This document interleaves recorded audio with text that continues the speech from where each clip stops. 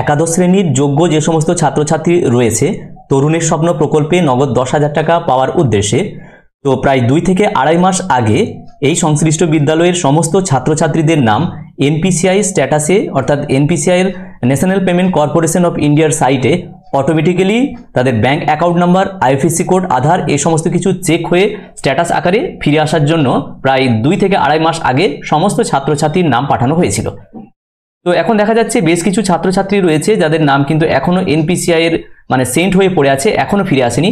তবে ভালো খবর যে বেশ কতগুলি নাম কিন্তু এই সপ্তাহে ফিরে এসেছে, যেগুলো স্ট্যাটাস আকারে ফিরে এসেছে এবং সেগুলো সাকসেস আকারে ফিরে এসেছে, যেগুলোকে সেলফ ডিক্লারেশন পোর্টালে পাঠানো যাবে। এবং কিছু এখনো অ্যাকাউন্ট রয়েছে ছাত্রছাত্রীদের যাদের কিন্তু সেন্ট টু এনপিসিআই হয়েই পড়ে আছে।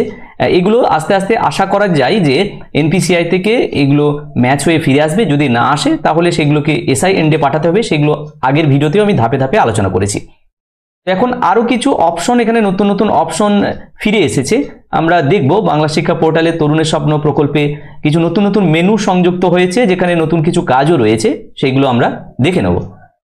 তো তরুণের স্বপ্ন প্রকল্পে আমরা এখানে এন্ট্রি করেছি। এখানে দেখতে পাচ্ছি যে নতুন অপশন কিছু এসেছে।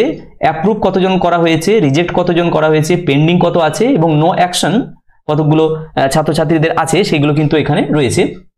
যেমন এখানে নোটে যদি যাই তাহলে এখানে লিখছে যে অ্যাপ্রুভ কথার অর্থ হচ্ছে যে অ্যাপ্রুভ বাই স্টুডেন্ট, অর্থাৎ সেলফ ডিক্লারেশনে পাঠানোর পর ছাত্রছাত্রীরা কতজন তাদের অ্যাকাউন্টগুলোকে অথেন্টিকেট করতে পেরেছে অর্থাৎ অ্যাপ্রুভ করতে পেরেছে সেগুলোকে অ্যাপ্রুভ বলা হচ্ছে।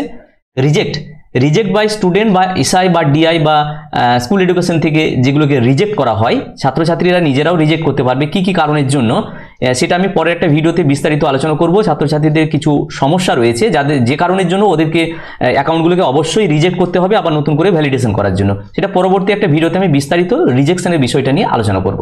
পেন্ডিং বলা হচ্ছে not yet post to the self declaration portal, অর্থাৎ বিদ্যালয়ের পক্ষ থেকে এখনো পর্যন্ত ছাত্রছাত্রীদের সেলফ ডিক্লারেশন পোর্টালে কতগুলো নাম্বারকে পাঠানো হয়নি সেটার জন্য বলা হচ্ছে পেন্ডিং। আর নো অ্যাকশন অর্থাৎ সেলফ ডিক্লারেশন পোর্টালে ছাত্রছাত্রীদের নাম পাঠানো হয়েছে বিদ্যালয়ের পক্ষ থেকে, হেড অফ দ্য ইনস্টিটিউটের পক্ষ থেকে, কিন্তু ছাত্রছাত্রীরা যে কোনো কারণের জন্য হোক না কেন এখনো পর্যন্ত ভ্যালিডেশন করতে পারছে না, নিজস্ব অ্যাকাউন্টগুলিকে সেলফ ডিক্লারেশন অর্থাৎ সেলফ অথেন্টিকেশন করতে পারছে না, যে কোনো কারণের জন্যই হোক না কেন, সেই সমস্তগুলোকে বলা হচ্ছে নো অ্যাকশন, মানে এখনো ছাত্রছাত্রীরা কোনো কাজ করতে পারেনি।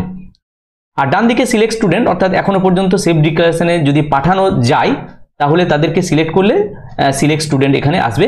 সেটা আমি লাইভ দেখানোর চেষ্টা করছি কিভাবে এটা হচ্ছে। তো এনপিসিআই থেকে কিছু অ্যাকাউন্ট আবার এসেছে, বেশ কতগুলি নাম এসেছে যেগুলোকে সেলফ ডিক্লারেশনের পোর্টালে পাঠানো যাবে, সেটা আমি লাইভ দেখাচ্ছি। তো নিচে আমরা এখানে আসছি, দেখতে পাচ্ছি এখানে লাল টিক দিচ্ছে, এখানে লাল যেটা এরর দিচ্ছে, অর্থাৎ এই নামগুলোকে কিন্তু পাঠানো যাবে না, এইগুলোকে সেলফ ডিক্লারেশন পোর্টালে পাঠানো হয়েছে।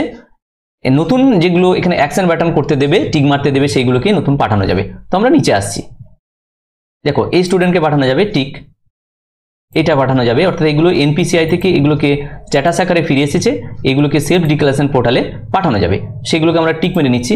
কারণ ধীরে ধীরে কাজটা যেহেতু এনপিসিআই থেকে হয়ে আসছে এবং আস্তে আস্তে কিছু কিছু করে স্টুডেন্টকে পাঠানো যাচ্ছে, সেই জন্য এদেরকে সিলেক্ট করে নেওয়া হচ্ছে এবং একসঙ্গে কতজন সিলেক্ট করা হলো ডান দিকে ওখানে দেখাবে যে কতজন স্টুডেন্টকে আমি এই মুহূর্তে সিলেক্ট করলাম, তাদেরকে সেলফ ডিক্লারেশন পোর্টালে পাঠানো যাবে। তো এখানে আমরা এগুলোকে টিক মেরে দিলাম, কারণ বাকিগুলোকে টিক মারতে দিচ্ছে না, মানে ওইগুলোকে সব সেলফ ডিক্লারেশন কমপ্লিট হয়ে গেছে ওদের, সেই জন্য ওদেরকে টিক মারতে দিচ্ছে না। এখন এই মুহূর্তে কতজন ছাত্রছাত্রী হলো বক্স দেখা যাবে। এখানে দেখলাম ডান দিকের উপরে দেখাচ্ছে যে 18 জন স্টুডেন্টকে এখানে সিলেক্ট করা হয়েছে। এখানে একটা নোট দিচ্ছে ম্যাক্সিমাম 20 জন স্টুডেন্ট, অর্থাৎ 20-র বেশি যদি এখানে এনপিসিআই স্ট্যাটাস থাকতো তাহলে একসঙ্গে 20-র বেশি ছাত্রছাত্রীদেরকে এই সিলেক্ট করা যাবে না সেলফ ডিক্লারেশন পোর্টালে পাঠানোর জন্য, কারণ আগে আমরা দেখেছিলাম এটাতে অসুবিধা হচ্ছিল, ওই জন্য অল্প অল্প করে সেলফ ডিক্লারেশনে পাঠানোর কথা বলা হচ্ছে এবং সেটা আমরা এখানে দেখছি maximum 20 students can be selected at a time, অর্থাৎ একসঙ্গে 20টা ছাত্রছাত্রীকে সিলেক্ট করতে বলছে সেলফ ডিক্লারেশনে পাঠানোর জন্য। তো আমার এখানে রয়েছে 18 জনকে সিলেক্ট করলাম। এবার নিচে আসি, forward to self declaration portal, অর্থাৎ এই 18 জনকে আবার পাঠানো হচ্ছে। এর আগে 140 জনের নাম রয়েছে এবং নতুন করে এই 18 জন এসেছে, বাকিগুলোকে পাঠানো হয়ে গেছে। Forward to self declaration portal, are you sure? Yes, send it. তাহলে এখানে আমরা দেখতে পাচ্ছি যে নো অ্যাকশন এখানে সংখ্যা বেড়ে গেছে, আগে 28 ছিল, এখন 18 জনকে আবার নতুন করে পাঠানো হলো। তাহলে 46 জন ছাত্রছাত্রী এখনো নো অ্যাকশন অবস্থায় আছে, অর্থাৎ এই 46 জন ছাত্রছাত্রী তাদের সেভ ডিক্লারেশন পোর্টালে তাদের অ্যাকাউন্টগুলোকে অথেন্টিকেশন করবে। যাই হোক, বিষয়টি আমি সরাসরি এই ভিডিওর মাধ্যমে দেখানোর চেষ্টা করলাম। ভিডিওটি প্রত্যেককে দেখার জন্য ধন্যবাদ। প্রত্যেকে ভালো থাকুন, সুস্থ থাকুন।